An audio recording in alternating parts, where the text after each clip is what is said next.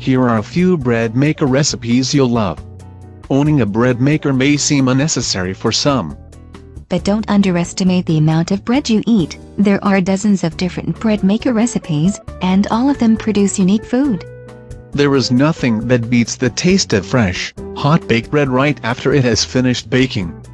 It brings families closer around the table and is truly a comfort food we can all share and enjoy.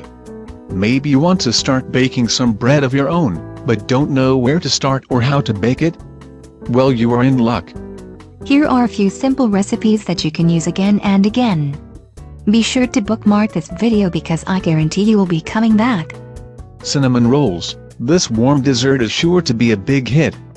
In the pan of your bread machine you should put a cup of warm milk, 2 eggs, 1/3 a cup of melted butter, 4½ cups of bread flour, 1 teaspoon of salt, half a cup of white sugar and 2½ teaspoons of bread maker yeast.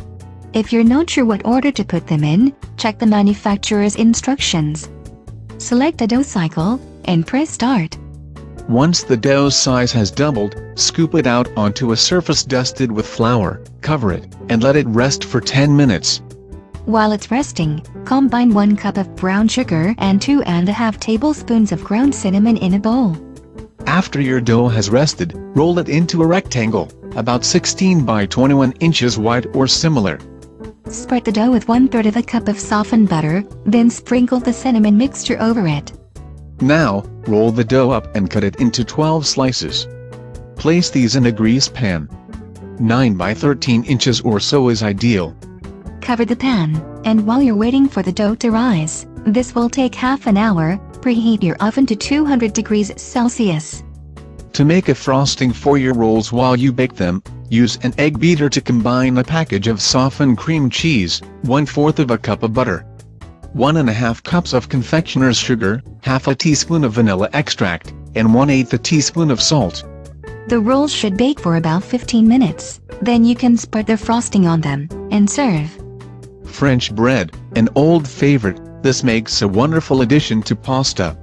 Put 1 1/4 a cup of water, 2 teaspoons of sugar, 1 teaspoon of salt, 3½ cups of bread flour, and 1½ teaspoons of bread maker yeast in the bread machine pan.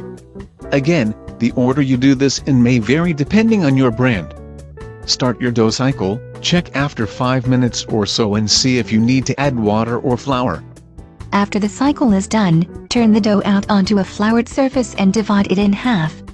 Roll each half into a rectangle, about 10 inches by 8 inches. Then, roll these up like you would a jelly roll, starting with the long side. Pinch the seams so that they're sealed shut. Now take a greased baking sheet, and sprinkle it with a tablespoon of cornmeal. Place your loaves seam down on a prepared pan.